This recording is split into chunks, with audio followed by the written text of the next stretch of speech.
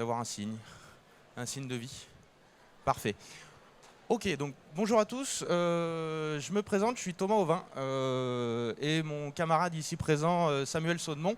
On est tous les deux membres de l'association SOPSI, qui est l'association de psychologie sociale, qui réunit des étudiants de Bordeaux et des professionnels de psychologie sociale pour aborder des questions sociétales autour de cette discipline avec cette vision qu'est la psychologie sociale.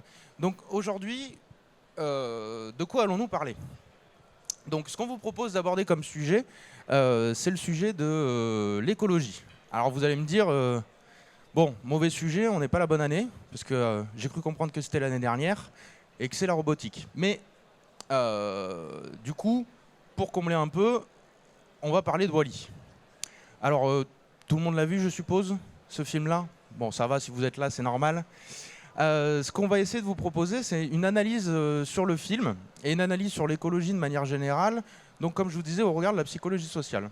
Alors, j'aimerais bien un peu savoir, je suis désolé, un peu de brouhaha et je suis pas très à l'aise d'être assis parce que je me sens un peu déconnecté de vous tous, mais bon, on va faire avec. Qui connaît la psychologie sociale, pour commencer? Levez la main. En personne? C'est une discipline obscure? Ouais, on est un peu habitué, c'est pour ça aussi qu'on est là. Donc, il faut savoir que la psychologie sociale, c'est donc une branche de la psychologie qui se propose d'étudier les phénomènes sociaux au regard de la société. D'accord? Et tous les phénomènes psychologiques aussi au regard de la société. C'est-à-dire que, contrairement à la psychologie qui va prétendre que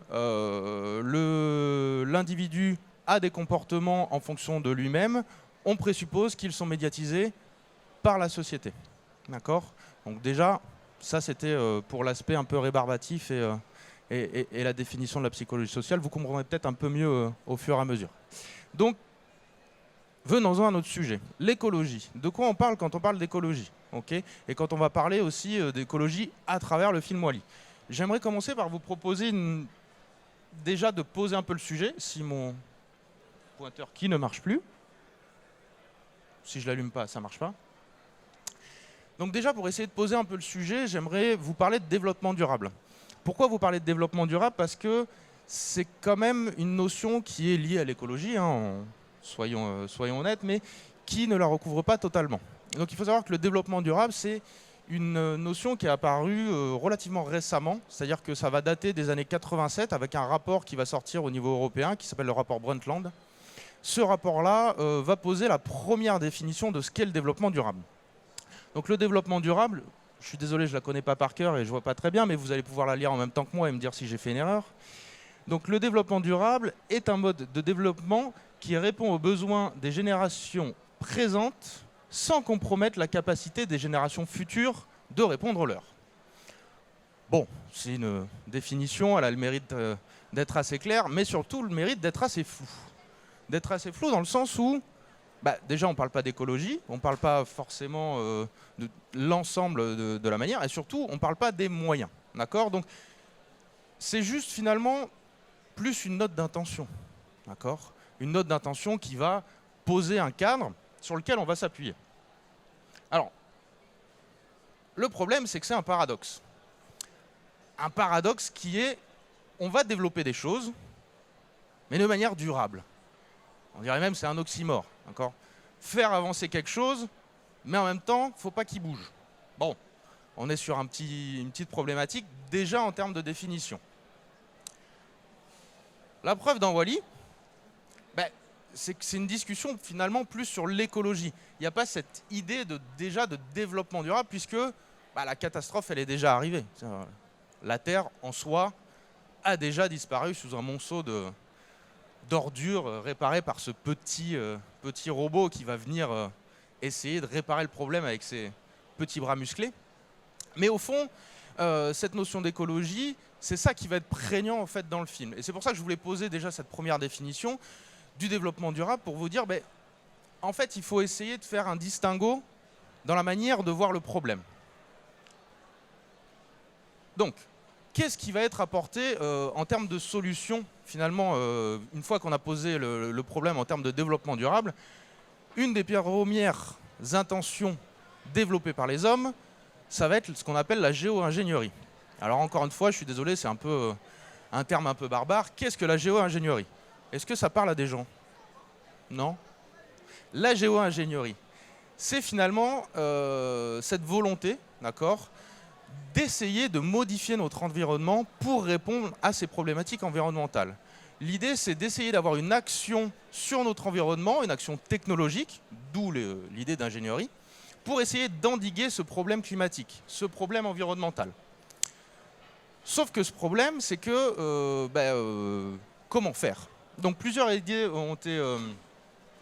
ont été développées, plusieurs solutions ont été développées. Alors je ne vais pas m'attarder sur l'ensemble des solutions, parce que bon, le sujet, c'est plus un tout petit peu aussi de voir comment Wall-E ça se développe dedans.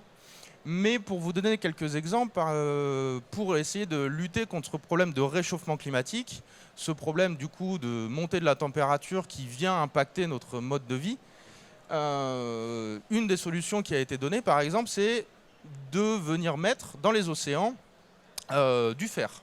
Pourquoi? Parce que ça vient faire augmenter le niveau de plancton, de phytoplancton, qui va essayer de grignoter ces éléments de fer, et ça a pour effet de capter du carbone. Alors vous me dire, solution miracle, on fait baisser le carbone, mais bon, en soi, pour réussir à faire ce geste technique, qu'est-ce qu'il faut faire? Il faut aller prélever le fer, le mettre dans des camions, en mettre une quantité assez importante dans la mer pour réussir à faire baisser ce taux de carbone. Sauf que le problème, c'est que d'un côté, vous avez fait augmenter le taux de carbone, et de l'autre côté, vous l'enlevez. Bon, c'est une somme nulle. Alors pourquoi c'est intéressant de poser ce problème et cette manière de voir les choses dès le début par rapport à Wall-E? Eh bien, dans Wall-E, c'est un peu ce qui est proposé au début du film. Et l'histoire de l'humanité, c'est celle qui vous est présentée. Au fond, on a toujours essayé d'améliorer le problème, d'accord, en essayant au début de proposer des solutions comme trier les déchets. Et au final, au fur et à mesure, le problème n'a pas disparu et on a continué à essayer de trouver des solutions jusqu'à la solution ultime, quitter la Terre. C'est pas top, c'est pas forcément la solution qu'on espérait à la base. Ce qui est un peu montré aussi dans tout l'historique que vous avez dans le film sur le capitaine qui va voir cet historique de la Terre qui finalement se dégrade petit à petit. Alors, petite image qui va au début du film. Je ne sais pas si ceux qui ont vu le film l'ont remarqué. Alors, je suis désolé au niveau technique, c'est un peu petit. Mais vous l'avez au tout début du film. Dans les premiers instants, vous avez un petit panneau qui vous incite à trier vos déchets. Ça, c'est les traces, finalement, dans le film, des premières solutions posées. On essayait de pousser les gens à trier les déchets. Et au final, juste après, on s'est fait dépasser par le problème. On s'est fait dépasser par le problème des déchets et on envoie du coup Wall-E, ce petit robot là, avec ses petits bras musclés, réussir à nettoyer ce que les hommes n'ont pas réussi à faire. Donc vous allez me dire, pourquoi on en arrive à cette solution-là? Mais il faut savoir qu'en psychologie sociale, le concept qu'on va utiliser pour expliquer finalement cette volonté des hommes à aller vers la géo-ingénierie, c'est la croyance en un monde juste.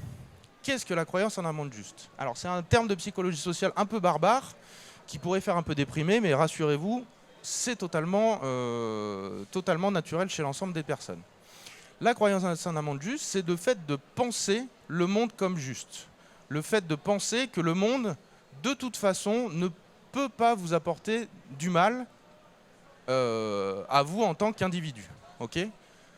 Donc, pourquoi on pense le monde comme ça? Parce qu'on a besoin de le penser comme contrôlable. Il faut qu'on puisse maîtriser notre environnement, puisque si on ne maîtrise pas notre environnement, où va le monde? D'accord? Si on ne sait pas ce qui nous arrive demain, pensez à cette idée une petite seconde, vous allez voir, c'est assez stressant. Donc on a besoin de contrôler finalement cet environnement, et donc on est toujours dans cette recherche finalement de chercher la solution. Chercher la solution, et de toute façon, si on utilise la géo-ingénierie, en soi, le problème va finir par se régler, puisque ce monde-là est juste. Donc ça, c'est une des premières hypothèses, et justement, la problématique que ça va créer, et là je m'aperçois que mon ordi va s'éteindre. Donc le premier problème que ça va créer, c'est finalement on se rend bien compte que c'est une illusion de dire ben, jusqu'ici tout va bien, jusqu'ici tout va bien, jusqu'ici tout va bien. Je ne sais pas si vous connaissez le film La haine, dont est tirée cette idée, c'est cette idée-là, jusqu'ici tout va bien. Et on continue à persister dans cette idée et à trouver des solutions techniques à un problème qui est peut-être un tout petit peu différent. D'accord ? Et finalement, en soi, la géo-ingénierie est peut-être une illusion, et c'est ce qui nous est montré aussi dans le film. C'est une critique qui est réalisée dans le film, au sens où cette géo-ingénierie n'a pas fonctionné. Elle n'existe même plus au sens défini dans Wall-E, puisqu'on a créé un écosystème qui nous protège finalement du monde et qui ne vient même plus le réparer. D'accord ? On est sorti même de cette idée du monde juste, puisque on est sorti du monde, au final. Alors, petite remarque justement pour illustrer ça, c'est que, au fond, finalement, cette géo-ingénierie qu'on est venu poser, dans le film, c'est peut-être l'idée qui est combattue. Pourquoi ? Parce que, contrairement à beaucoup de films Disney, Pixar et autres, Wall-E, c'est finalement un monde sans méchants. C'est-à-dire que sur la majorité du film, vous n'avez pas de méchants dans Wall-E. Vous n'avez pas quelqu'un qui vient mettre un petit plan machiavélique ou « Ah, je vais vous empêcher de faire ça ». Il n'y a pas de méchant dans le film, jamais.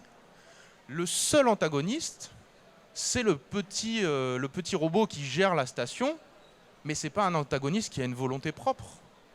Donc finalement, la menace ne vient pas d'un antagoniste particulier. Et la menace vient finalement des hommes. Du coup, on pourrait peut-être même dire que le problème vient de l'homme. Et c'est là que je prends le relais pour dire qu'effectivement, si le problème est humain, c'est avant tout un problème de vision, de comment on voit le problème, et pas vraiment un problème fondamental, comme on est des mauvaises personnes, ou l'inverse de la croyance d'un monde juste, on pourrait dire. Oui, merci. C'est notamment une question de distance psychologique, enfin nous ce qu'on va appeler la distance psychologique, alors qu'il y a un terme assez bien nommé, parce qu'on le comprend facilement. Et qu'on a d'ailleurs un petit adage, loin du cœur, loin des yeux, loin du cœur, qui est exactement ça. C'est-à-dire qu'un événement qui se passe loin, finalement, n'est pas si grave que ça. C'est-à-dire tout le monde ici doit se souvenir du tsunami en 2005 qui a fait 200 000 morts. Mais bon, pour nous, c'est pas un événement très dramatique dans notre vécu, en tout cas à Bordeaux. C'est dramatique à l'échelle de l'humanité, mais pas à notre échelle à nous. Par contre, il y avait eu un tsunami sur les côtes bordelaises, je pense qu'on s'en souviendrait un peu plus. Le truc, c'est que cette distance, du coup, est aussi temporelle. C'est-à-dire, par exemple, nos enfants ou nos petits-enfants sont loin de nous. Ce n'est pas vraiment des gens qu'on connaît. Et donc, on va avoir du mal à s'attacher à eux et à se dire, bon, finalement, leur problème, c'est mon problème.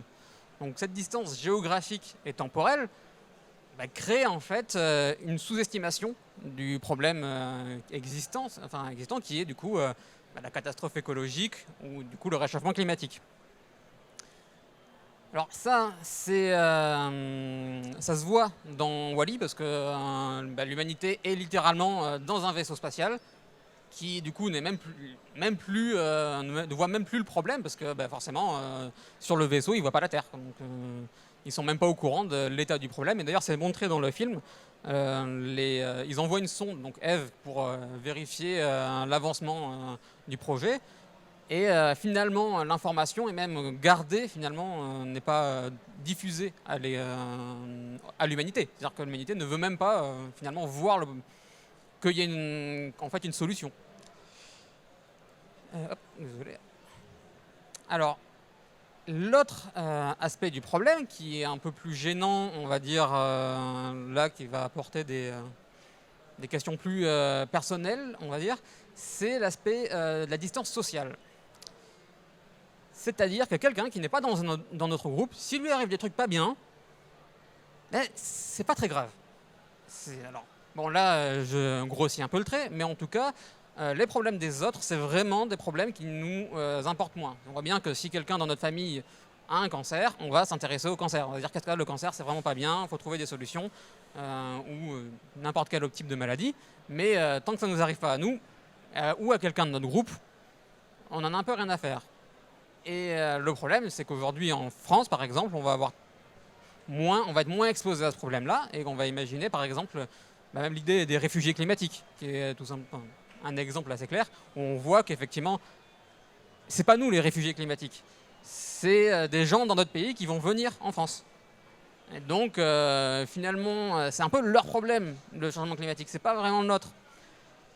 Donc, ce problème de vision, parce qu'on se dit que ça va pas se passer chez nous, et qu'en plus, les autres, c'est pas des gens tout à fait comme nous, et donc c'est moins grave, ça, en fait, ça nous pousse à ne pas agir. En fait. Et ça, dans le film, on le voit assez clairement, c'est que les humains, finalement, sont très déshumanisés. C'est-à-dire qu'ils n'ont plus regardé l'humanité en tant que... L'humanité a disparu, en fait. Enfin, il n'y a plus d'humanité en tant que telle. Et il y a le seul personnage, en fait, qui est humain dans le film, c'est Wall-E. C'est le seul qui est sur la planète, en train de travailler pour faire changer les choses, et qui voit au jour le jour comment ça se passe. C'est le seul qui ne s'est pas caché, en fait, les yeux et qui regarde effectivement l'étendue du problème et du coup essaye d'y apporter des solutions. Même si lui, il n'a pas forcément d'intérêt à que ça se passe. Je veux dire, c'est un robot, il vit très bien sa vie tranquillement. Et le dernier aspect de cette distance psychologique, et celui-là le plus, on va dire, présent dans notre société et plus, on va dire, problématique socialement, c'est la distance hypothétique. C'est-à-dire qu'un problème nous paraît d'autant plus distant qu'il est moins probable. Donc, par exemple, aujourd'hui, si on parle de réchauffement climatique, on va dire, oui, voilà, il va faire 2 ou 3 degrés plus chaud, et ça, on se le représente bien, parce que l'été, il fait quand même chaud. Moi, je me souviens bien, quand j'étais plus jeune, les étés, il faisait moins chaud. Par contre, quand on nous parle d'augmentation du niveau de la mer, moi, quand j'étais petit, j'allais à la plage, et maintenant, je vais à la plage, et c'est toujours la même plage, je ne vois pas vraiment la différence. Du coup, je vais déjà mettre en doute la gravité du problème, donc celui-là, donc l'augmentation du niveau de la mer.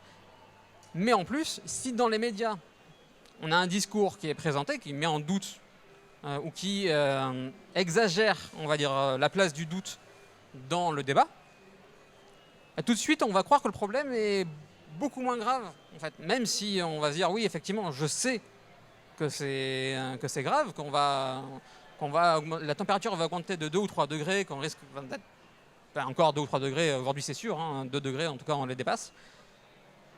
Mais du coup, ça veut dire qu'aujourd'hui, on va quand même mettre en doute cette réalité-là, et du coup, c'est pas très grave, vu qu'il y a un doute.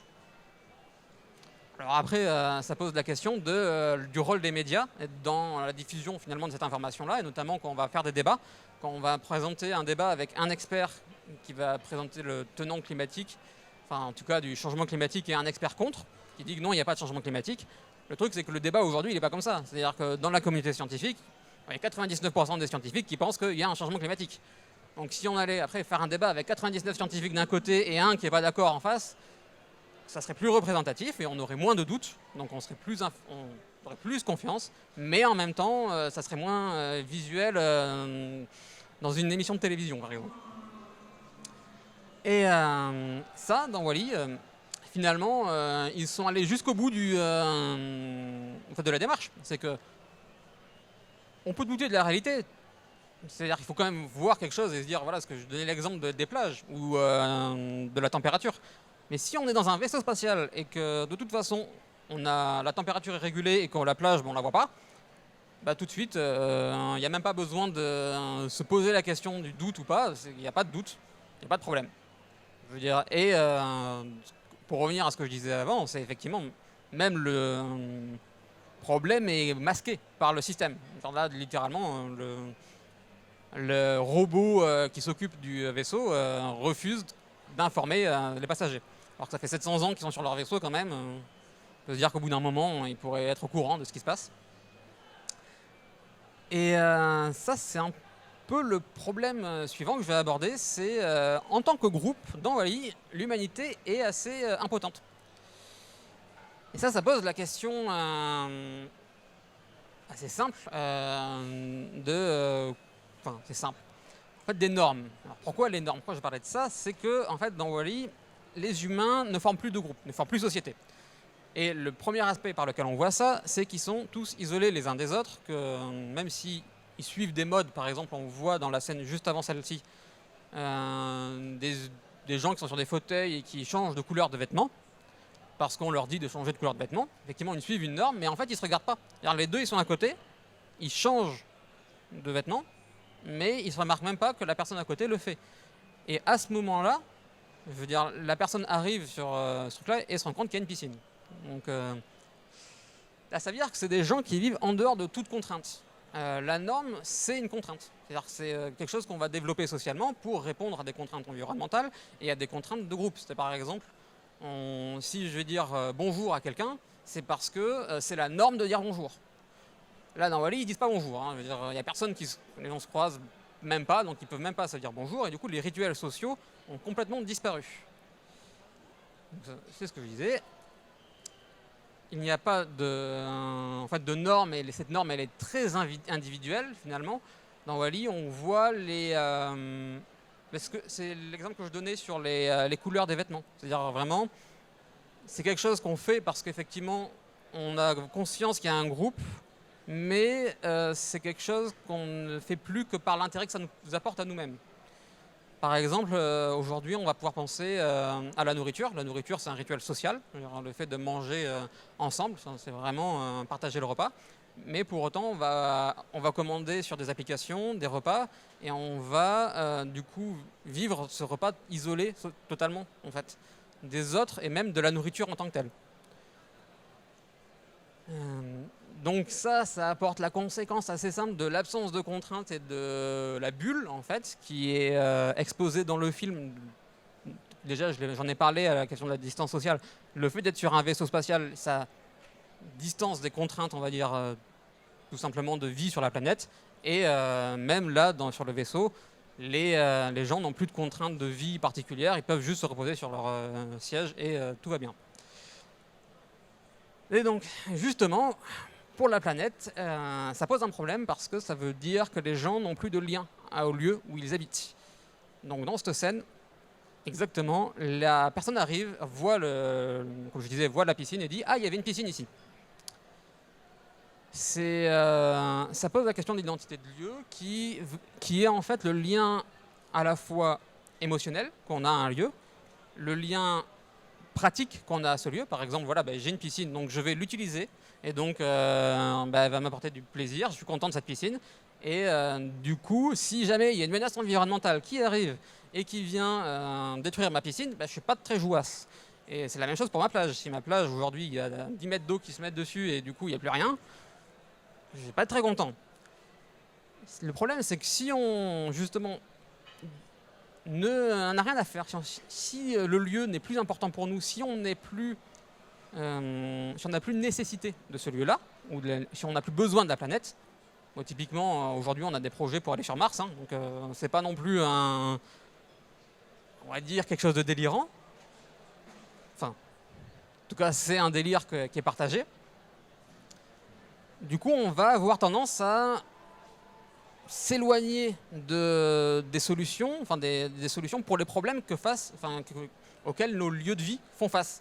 Aujourd'hui, à Bordeaux, on peut se poser la question de l'augmentation du niveau de l'eau. Effectivement, est-ce que si on a 1 mètre de plus, est-ce que pas le quartier, moi j'habite au quartier Saint-Michel, voilà, est-ce que ça va être immergé sous les eaux? Moi, ça m'embêterait. Bon, même si je suis au 2e étage, donc j'aurais pas trop de problèmes à ce niveau-là. Mais si je dois prendre un canoë pour naviguer dans Bordeaux, ça risque d'être un peu emmerdant. Et le problème, c'est ça, c'est que si par contre je mets une digue et que je dis bon, il n'y a pas de problème, tout va bien, je ne vais pas gérer le problème général des gens qui ne peuvent pas mettre digue et qui vont du coup se retrouver submergés sous les eaux. Et si l'eau continue à monter, ma digue ne servira à rien au bout d'un moment et je serai quand même sous l'eau. Ça pose déjà la question concrète effectivement dans Wall-E qu'on voit, c'est qu'est-ce que la Terre, en fait, qu'est-ce que la Terre nous apporte? Parce que si on se rend compte, ou si on se pose cette question-là, tout de suite on ne peut pas ignorer le problème. C'est-à-dire si je dis oui, en fait la Terre j'en ai besoin, tout simplement pour respirer, parce que s'il n'y a pas d'oxygène, je meurs, et donc l'oxygène est produit par les arbres Bon, aujourd'hui, on rase la forêt amazonienne, par exemple. Si on n'a plus d'oxygène, on risque d'être gêné. Ça pour respirer, tout simplement. Et du coup, c'est effectivement tout le propos de Wall-E, c'est ça. C'est qu'est-ce que l'humanité fait, qu'est-ce qui va... en fait, qui sommes-nous par rapport au lieu où nous vivons? Alors dans Wall-E, ils ont trouvé la solution, ils sont partis, ils ne savent même plus où ils sont dans le vaisseau spatial. Et donc, la question qui occupe un peu tous les psychologues sociaux, si on veut, c'est dans cette problématique-là, c'est comment, en tant que l'humanité, nous, l'humanité entière, hein, on va faire pour trouver des solutions. Mais déjà, il faut qu'on ait une identité d'humanité. C'est-à-dire aujourd'hui, je ne sais pas si déjà des gens s'identifient au fait d'être français ici. Ouais, non, ça m'aurait étonné. Mais déjà, est-ce que des gens s'identifient au fait d'être humain? Enfin, faire partie de l'humanité en général. Voilà, donc c'est un défi qui occupe l'humanité, mais l'humanité a l'air d'être un peu désemparée vis-à-vis de ça et n'a pas l'air de trouver des solutions, de vouloir trouver des solutions en groupe. Et ça, c'est un gros problème. C'est quelque chose qu'on va... En fait, si on n'a pas d'identité de groupe, si on ne sait pas qui on est tous ensemble, on ne peut pas agir ensemble. Si aujourd'hui le but c'est de sauver l'environnement, c'est un objectif qu'on peut atteindre qu'en étant tous ensemble, d'agir tous ensemble, parce que c'est une problématique qui est globale.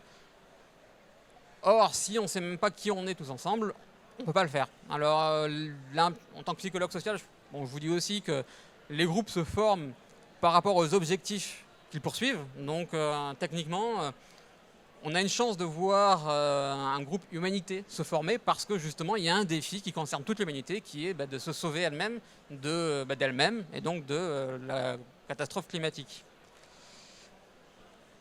Le truc dans Wall-E qu'on voit, c'est que l'humanité est incapable d'agir en tant que groupe. Elle ne fait rien. D'ailleurs, il n'y a pas de groupe, hein, c'est des individus qui sont les uns à côté des autres. C'est vraiment une collection d'individus. Et la seule action qui est faite finalement, c'est ce robot qui est sur la planète, qui agit, mais qui n'est pas partie vraiment de l'humanité. Donc là, ça pose la question très complexe de pourquoi on fait ça. Pourquoi, à un moment, on ne se dit pas, en fait, si, ça c'est un gros problème, on sait que c'est un problème, et qu'est-ce qu'on fait? Pourquoi on ne fait pas, en fait, pourquoi on ne met pas en place des solutions? Parce que des solutions, on en connaît. Hein, ici, j'imagine que tout le monde a une solution en tête pour résoudre ce problème-là. Donc, qu'est-ce qui se passe? Qu'est-ce qui fait qu'aujourd'hui, on n'y arrive pas à faire ça? Et là, j'ai passé une fois à mon collègue. Alors, en effet, pourquoi on n'y arrive pas? Pourquoi on n'arrive pas à faire cette chose qui peut paraître simple sur le papier, hein, vivre ensemble, agir ensemble, hein, cette notion d'agir ensemble. Alors, en repartant toujours sur notre sujet de la psychologie sociale, un des premiers biais qui vient nous ralentir, nous freiner dans cette solution, c'est ce qu'on appelle le piège social. Alors, le piège social, c'est finalement cette idée de se dire, est-ce que... on n'a pas inversé d'ailleurs? Non, mais c'est pas ça. Bref. Donc, c'est cette idée de se dire, alors, comme illustration que je vais utiliser, c'est donc la tragédie des communs. En gros, vous avez un champ, d'accord? Un champ, représentez-vous un champ où vous pouvez faire paître des vaches. Chaque individu a sa vache. Il y a plusieurs solutions. Soit on régule le fait de faire paître sa vache dans le champ, d'accord? Donc chacun son tour, une personne va faire paître une vache qui va pouvoir brouter, s'alimenter et tout ira bien. Soit chacun fait de son côté. Et si chacun fait de son côté, eh bien là il y a des stratégies qui vont se mettre en place. C'est un peu la loi du plus fort, on va dire. Tout le monde va aller sur finalement ce champ-là et tout le monde va consommer de manière illimitée pour son propre bien, mais finalement les ressources disponibles. Sachant qu'on est dans une idée de ressources limitées. Vous n'avez qu'un champ. Donc si les gens commencent à agir de cette manière-là, on se rend bien compte de cette problématique, cette tragédie-là, de se dire en fait, si on ne régule pas cette idée-là, ben, chacun fait de manière sauvage, et au final, on n'a plus rien. On n'a plus rien puisque toutes les ressources ont disparu. Puisque comme je vous disais en préambule, cette idée de développement durable, elle est un peu paradoxale aussi parce qu'on est sur un univers qui est fini. Alors que notre environnement n'a pas de ressources dites illimitées. Et ça, c'est quelque chose qu'on entend très souvent dans l'idée d'écologie, c'est cette notion de finitude. Vraiment, on ne pourra pas utiliser de manière infinie des ressources qui ne le sont pas. Donc il va falloir trouver des moyens et surtout il va falloir se réguler. Et donc être sur cet agir ensemble, sachant que ça nous pose quand même un problème parce que fait-on s'il n'y a plus rien? Et là justement, on en revient toujours un peu à la même chose, mais dans ce film, on est arrivé à cette éventualité, au fait où il n'y a plus rien sur la Terre. Alors c'est très représenté par l'aspect des déchets, puisque c'est très marquant au niveau écologique, mais le plus important, le fait que la Terre est invivable, et ce que recherche par exemple Ève, c'est une trace de vie, une trace de ressources. Cette petite plante qui finalement est la ressource qui a disparu de la Terre, puisque tout a été consommé, et tout a été remplacé par finalement cet objet de consommation que représente le déchet.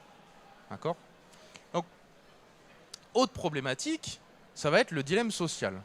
Alors, qu'est-ce que le dilemme social ? C'est un biais cognitif qui va tous nous impacter. Et pour vous illustrer ça, je vais vous poser une question, enfin, une petite expérience qui a été réalisée avec des enfants. Imaginez-vous, je vous propose une situation toute bête, où je vais vous dire, tu as deux solutions. Soit je te donne un cookie maintenant, d'accord, tu peux le manger, il n'y aura pas de souci, vas-y, fais-toi plaisir. Soit tu dois attendre 2 heures et tu en auras 2. Alors ça, c'est un problème qu'on propose très souvent à des enfants pour justement évaluer leur capacité d'inhibition, leur capacité à attendre et à se réguler de manière sociale. Mais ça illustre très très bien finalement l'idée qui est derrière ce dilemme social, c'est est-ce que je fais un comportement qui m'est bénéfique de suite, donc manger le cookie de suite, ou est-ce que j'attends et du coup je me régule pour avoir un comportement bénéfique pour le futur. Et alors là, on pourrait même, dans le film, c'est une très belle illustration, puisque en effet, on pourrait même dire qu'ils ont trop mangé de cookies. Au final, ils sont même plus capables de bouger. Mais il y a cette idée finalement d'immaturité du social, étant donné que finalement, l'humanité n'a pas réussi à se réguler, n'a pas réussi à consommer de manière responsable, à consommer de manière à préserver les ressources et à permettre une régénération des ressources qui, je le rappelle, sont finies et qui du coup en fait pose l'humanité dans le film comme une humanité totalement immature puisqu'elle n'a pas réussi à se réguler, elle n'a pas réussi à attendre de manger le cookie. Donc pour conclure, finalement, avec tout ce qu'on a vu, ça fait un peu un tableau noir, si on se dit la psychologie sociale, mais au final, il y a quand même des solutions qu'on a commencé un tout petit peu à évoquer, mais la première de ces solutions, c'est simple, il faut réussir à trouver comment faire société. Faire société, c'est un sens assez large en termes de définition, au sens où il faut trouver comment faire en sorte de réguler au niveau des normes sociales pour éviter ce piège social et ce dilemme social qui se pose à nous en termes d'humanité et en termes individuels, et trouver finalement comment réguler. Comment faire en sorte que si on se pose le problème de la tragédie des communs et du champ, comment on fait pour faire en sorte de poser des règles qui fassent en sorte que l'humanité agisse ensemble. Alors, ces règles-là, ça passe par une idée politique, alors au sens noble du terme, je ne vais pas rentrer dans un débat politique, une idée politique au sens où, quand on parle du sujet de faire société, c'est vraiment une sens de se réguler, de donner des règles en commun, et du coup, de les discuter. De les discuter puisque une des premières solutions pour faire société, on l'a déjà un peu évoqué, c'est se donner une identité de lieu, de se donner une identité de groupe qui va être partagé, donc de le relier à la Terre, de le relier à notre environnement. Et pour faire ça, du coup, il faut que ce soit partagé. Partagé au sens que les gens y adhèrent, que les gens viennent se définir une vision qui soit commune. Et au final, il va falloir quand même affronter une réalité parce que c'est un tout petit peu difficile quand vous voyez l'état qui est posé dans Wall-E. Ça peut paraître alarmiste, mais c'est quand même une idée qui est développée dans le film et que je trouve extrêmement positive à la fin du film. À la fin du film, rappelez-vous, on a eu toute une humanité qui finalement était déshumanisée, qui était dans sa bulle, perdue dans le cosmos depuis à peu près 700 ans, qui se baladent, qui ne communiquent plus entre eux, puisqu'ils sont fermés dans leur espèce de petite machine qui les amène là où ils veulent, qui répondent à leurs besoins. Et au final, à la fin, il y a une cassure. Il y a quelque chose qui vient abolir finalement le système qu'ils avaient mis en place. Le système qu'ils avaient mis en place, et du coup, ils peuvent se permettre de se ressaisir en tant qu'humanité de cette idée-là, dans quel monde on vit, et de se rappeler qu'il y a une certaine réalité à affronter. D'accord ? Et c'est ça, en ça que je trouve que le message est extrêmement positif dans ce film et qu'il est même inspirant, c'est de se dire il y a une réalité à affronter, elle peut paraître douloureuse, dite comme ça, puisque c'est menaçant dans ce film, ce tas de déchets là qui est venu nous parasiter, mais au fond c'est un message d'espoir qu'au final on réussisse à se rendre compte qu'il y a une réalité, il y a une communication à avoir, il y a un système à faire, malgré l'individualisation d'une société. Alors, je ne suis pas en train de vous dire ni d'un côté de devenir climato-sceptique, ni d'un autre côté d'avoir le débat sur tout ce qu'il faudrait faire en termes de politique vraiment exactement, mais sur l'idée que il va falloir quand même se mettre d'accord sur un nouveau système au sens écologique du terme, au sens qui fasse sens pour chacun et qui nous amène à régler le problème en utilisant les outils qu'on a à disposition et qui, je l'espère, ne seront pas un petit Wall-E, mais éventuellement des robots qui nous apporteront des choses plus positives et plus durables. Merci à vous. Si vous voulez, on va faire passer des micros pour des questions éventuelles, si vous en avez. Voilà. Pardon ? Ah oui, pardon. Juste avant de passer aux questions, le temps que le micro arrive, si vous voulez aller plus loin sur ces sujets, on vous a mis 2-3 sources qui nous ont été utiles pour la construction de notre présentation. Alors, on vous passe les sources, on pourrait en discuter si vous voulez, des sources un peu plus théoriques, mais vraiment des sources qui peuvent être extrêmement intéressantes. Alors, je ne sais pas si vous connaissez DataGull sur YouTube. Donc allez voir sur la géo-ingénierie et sur la vision de l'écologie, justement, le numéro 82, normalement je ne me suis pas planté, qui est vraiment très intéressant pour comprendre justement cette vision qu'on va avoir de la géo-ingénierie et de l'utilité technique finalement et de la manière dont on peut voir les choses. Une autre sur l'aspect sociétal et justement la vision sociologique qu'on a pu un peu présenter. Si vous parlez anglais, je suis désolé, je n'ai pas forcément trouvé en français de choses qui soient très pertinentes, mais c'est une chaîne qui s'appelle Pop Culture Détective, voilà, qui a fait une vidéo sur Wall-E et le storytelling sociologique dans le film. Et la dernière pour la psychosociale, la meilleure chaîne YouTube qu'on ait trouvée, c'est Horizon Gull. Si vous connaissez, vous pouvez continuer à y aller. Si vous ne connaissez pas, allez découvrir. Voilà. Donc, si vous avez des questions, vous avez le droit. Vous avez des questions, j'ai le micro.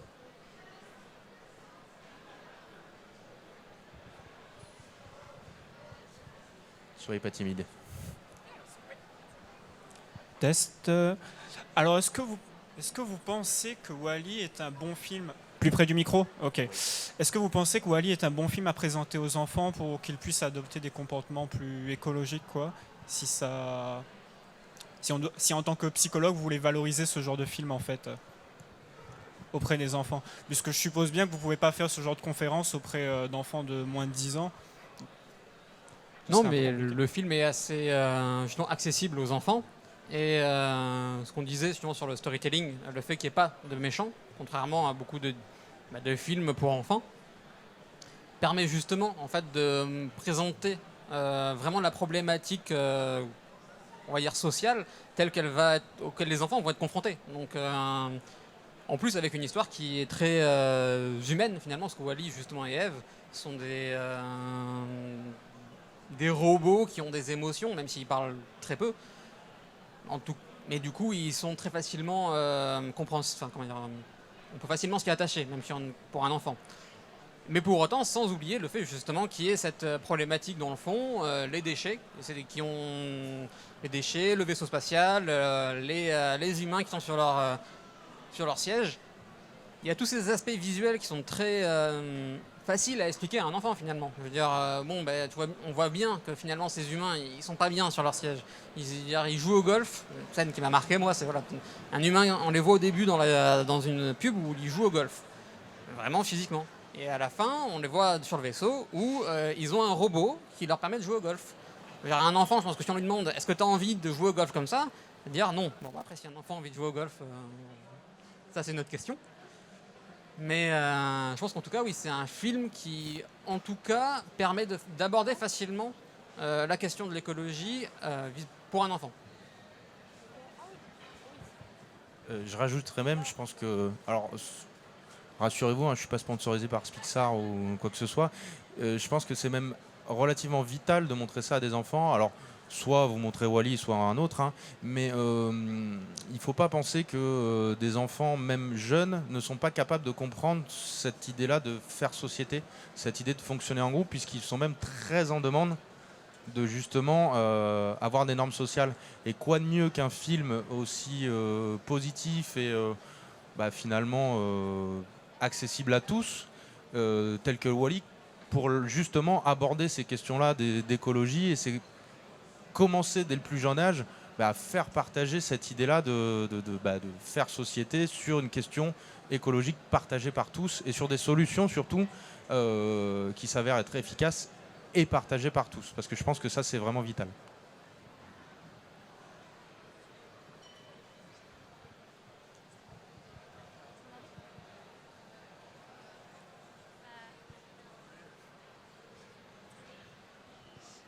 Bonjour. En fait, pour vous, une partie de la solution, vous parlez de normes, de société.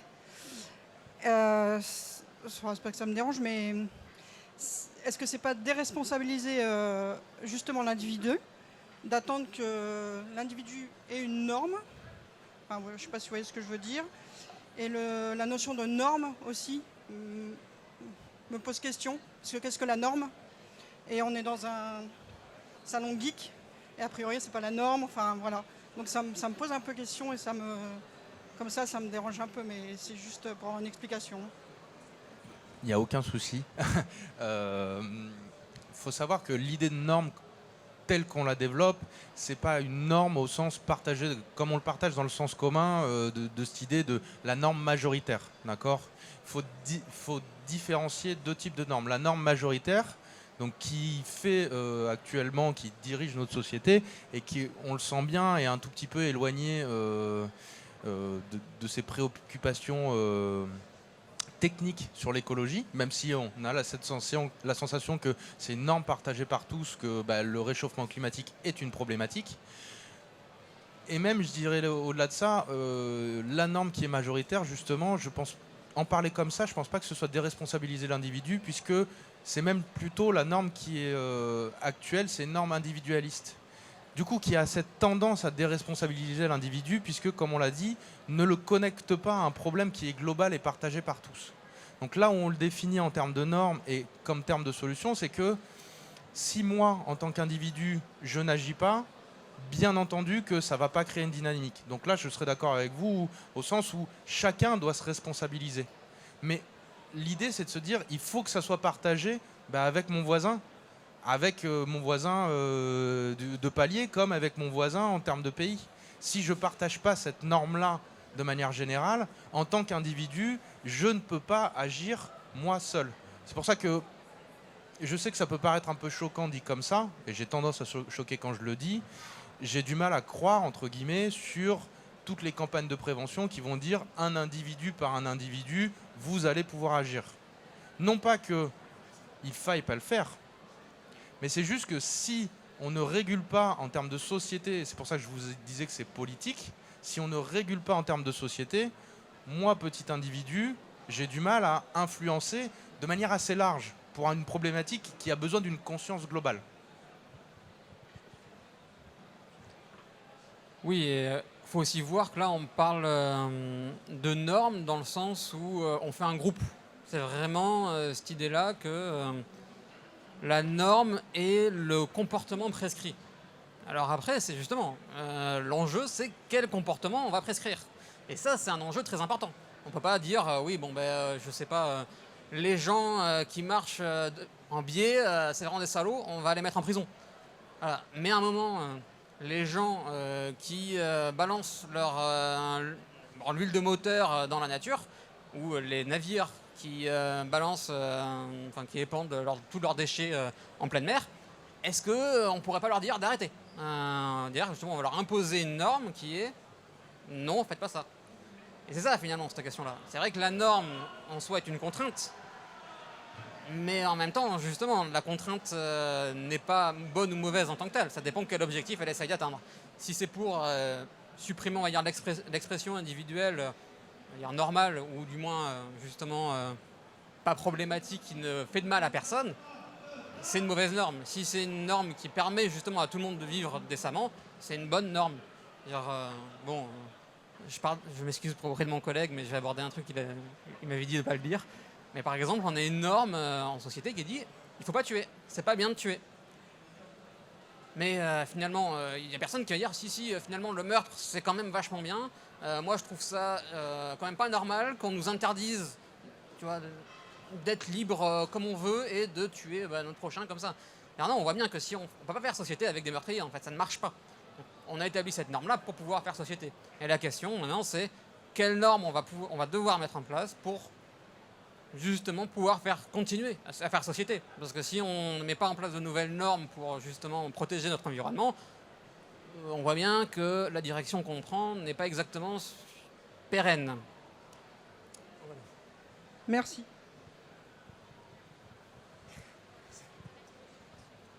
Ok. Bonjour. Déjà, merci pour cette conférence, c'était très intéressant. J'ai eu beaucoup l'impression qu'en fait, le but, c'était surtout ici de la sensibilisation. Avec Wally, le but, c'est de faire qu'on se sente plus proche du problème de l'écologie. Et personnellement, je me considère assez sensibilisé depuis des années. Il y a plein de mouvements, c'est super intéressant. Mais je vois aussi beaucoup de gens qui, une fois sensibilisés, ils se sentent en fait désespérés. C'est-à-dire qu'ils se disent, on n'y arrivera jamais. Quand on voit les différents rapports de pouvoir dans le monde, les gens qui vivent dans des pays où ça va être plus difficile forcément de créer cette norme sociale, et du coup qui en fait abandonnent le combat plus pas parce qu'en fait ils croient pas qu'il y a un problème, mais plus parce qu'ils se disent on n'y arrivera jamais. Et finalement, j'ai beaucoup de respect pour les gens qui arrivent quand même à se battre et qui vont manifester, qui vont bloquer des lieux, etc., qui vont continuer le combat même si on a l'impression que c'est perdu d'avance. Et du coup, qu'est-ce qu'on peut faire en fait contre ça, contre cet aspect-là un petit peu, ça semble impossible. Alors déjà non, c'est pas perdu d'avance. Rassurez-vous, je pense. Je suis totalement d'accord. Hein. Je pense aussi, moi je me définis même pas comme militant écologiste. Hein. Je suis psychologue social, c'est aussi pour ça que je viens parler d'écologie, parce que je pense que c'est une bonne manière de sensibiliser, mais c'est vrai que moi-même je suis pas forcément militant écologiste. Et en effet, j'ai aussi beaucoup de respect pour ces militants qui viennent essayer de faire bouger les choses. Je pense qu'en termes individuels, comme je vous disais, il y a cette problématique-là de dire moi, en tant qu'individu, je vais avoir du mal à faire bouger mon petit milieu. Je pense que la solution, elle va tenir à un niveau local. C'est-à-dire qu'on a, en termes de groupe, si on est sur cette idée-là de dire pas je fais mon petit geste écologique dans mon coin, non pas qu'il ne faille pas le faire, mais il faut que je puisse quand même essayer d'agir à un niveau qui est accessible pour moi. Personnellement, je ne suis pas ministre de l'écologie, donc je ne vais pas agir au niveau français. Par contre, à mon niveau local, je suis tout à fait capable d'avoir un impact. Alors vous avez énormément d'associations. Hein. Par exemple, nous, au niveau association bordelaise, vous avez des associations qui vont passer, Écologeek, Aremax par exemple. Même au niveau un peu plus national, vous avez des associations du type Surfrider, Fondation, qui viennent agir sur l'écologie. Et vous regardez, elles ont tout un modèle elles vont agir sur des événements locaux et essayer de sensibiliser au niveau local. Et je pense que quand on est dans cette idée-là de faire une norme à un niveau local, on peut justement faire la démonstration que c'est possible.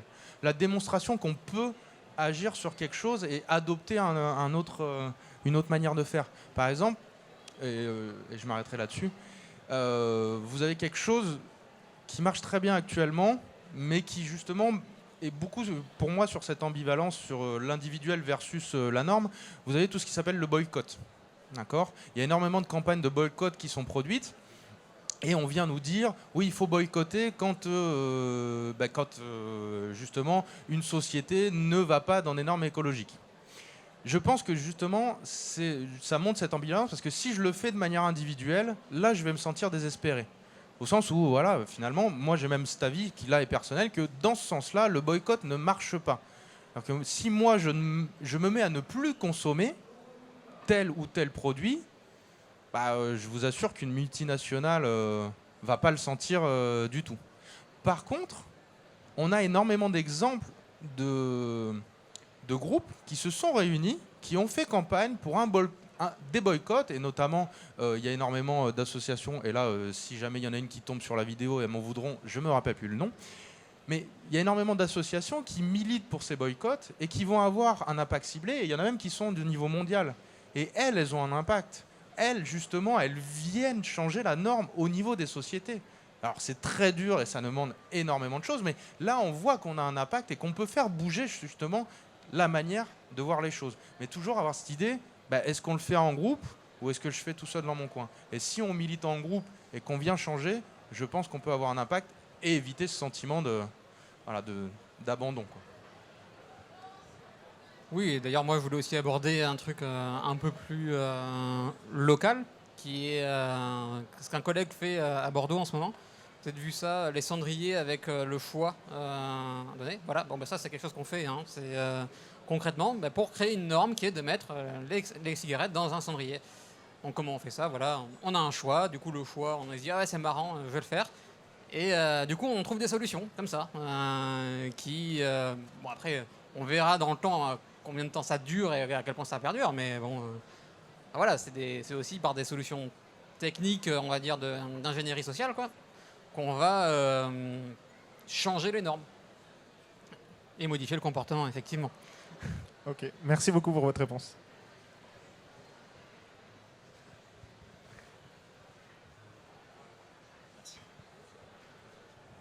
Bonjour. Merci de cette présentation, c'était très intéressant. Et pour rebondir à la question de madame juste avant, et à votre réponse de normes et de modifier les pratiques des gens, j'ai l'impression qu'aujourd'hui, beaucoup de gens sont d'accord pour dire ouais, l'environnement, c'est important. Et je sais qu'il y a un changement, j'ai compris que c'est important et je suis d'accord pour dire que c'est important et que moi-même, je suis sensibilisé, comme monsieur disait. Et pour autant, j'ai pas l'impression que cette norme qui a l'air partagée amène à changer concrètement nos comportements, nos pratiques et nos sociétés en fait. Je vais essayer de reprendre très vite parce qu'il nous reste 2 minutes.